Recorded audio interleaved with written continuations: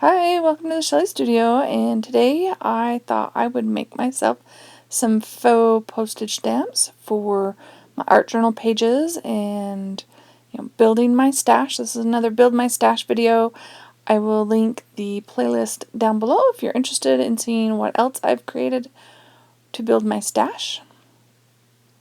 Anyway, I am taking some book text and cutting them into different size squares because I'm going to make different size postage stamps.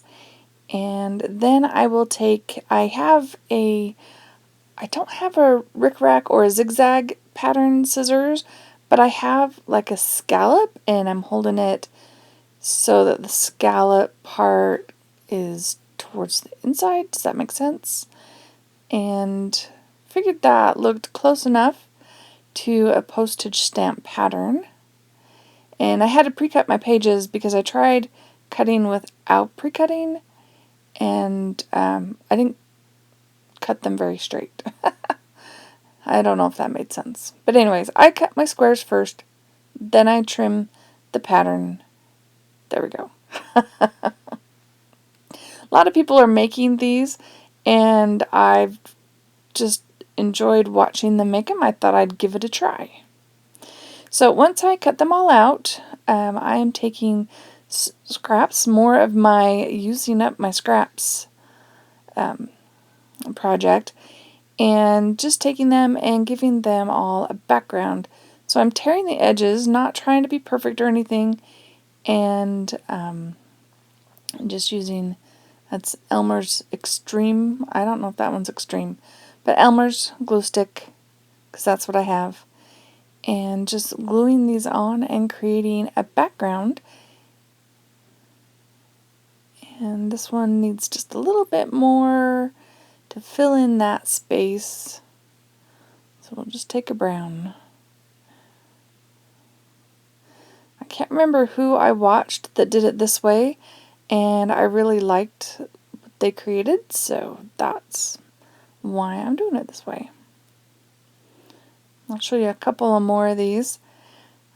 Most of them I do tear the edges just to help them look less perfect, and when they're less perfect, less likely to see your accidental imperfections. How's that? If you cut it and you don't get it exact, then it's more noticeable. I do cut a couple. Like I think this next one, I just end up cutting it. It doesn't look too bad. And this is just something out of a magazine that had these painty colors on it and thought it would make a great background.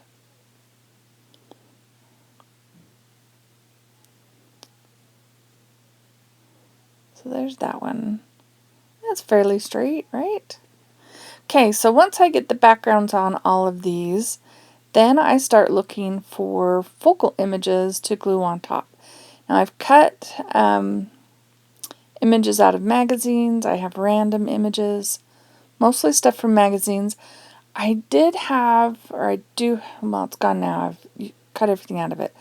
A brochure from the Louvre, and it had tons of black and white images, and I actually just cut them square and made them separate postage stamps.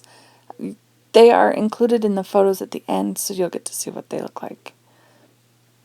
And I also have a brochure that had artwork in it, and I did the same with that. So I have little miniature artworks. I wanted to use my little minions.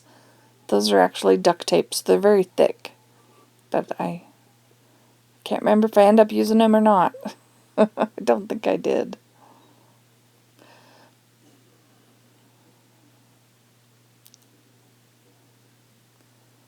And that leaf was from some Happy Mail from someone. I think it was from Peg.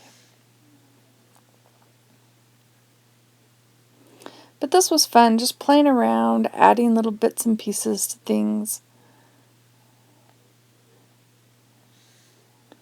And then once I get my focal images on each of these, let's see, we'll do one more. This butterfly is cardstock, so it's a lot thicker. I'm trying to find the size stamp that it'll fit on. That's the hard part when you do it random like I do. Cut random sizes and then find whatever will fit. So this one's getting a little Fabri-Tac to hold that down, just because it's a lot stiffer.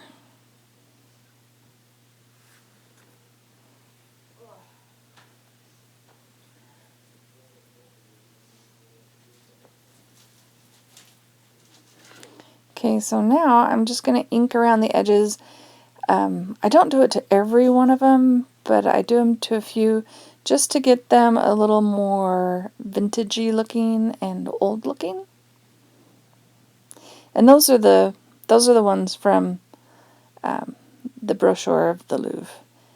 And after I did a few, then I'm like, oh, I should be saving the names because there's titles underneath. So some of them have the title of what they are, which is kind of cool. Alright. So after that, I feel like some of my collaged ones, like this one in particular, can't really see the object. So I'm just going around with a pen, and then at this point I decide to give it a little bit of a border. I don't do this to all of them either. Haven't decided whether I like it or not. But some of them, when it's pale, so pale, the background, everything's so much the same value that I feel like it needed something. And I do that with this one too.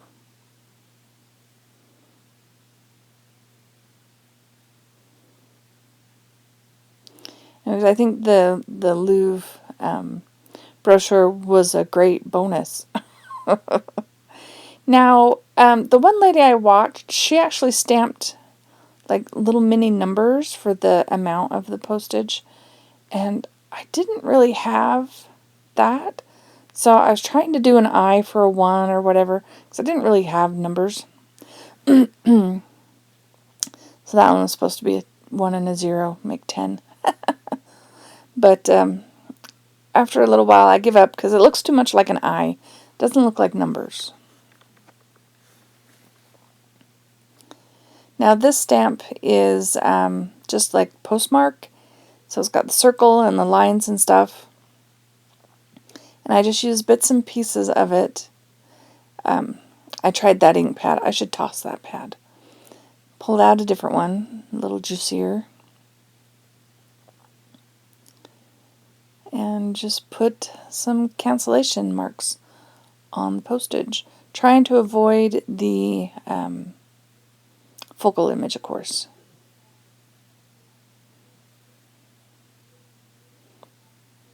And it even looks like they even look like they got stuck in the postage machine.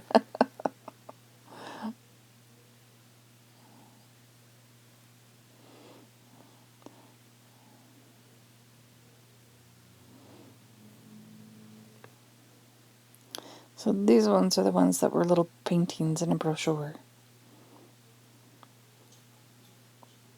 Trying to get some to show up on there. It's not working.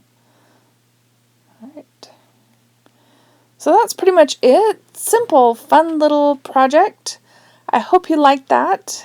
Got a few pictures at the end so you can see them. Kind of jumble. But if you did like it, please give me a thumbs up. Share it with your friends. And if you'd like to see more from me, please subscribe. Thanks for watching.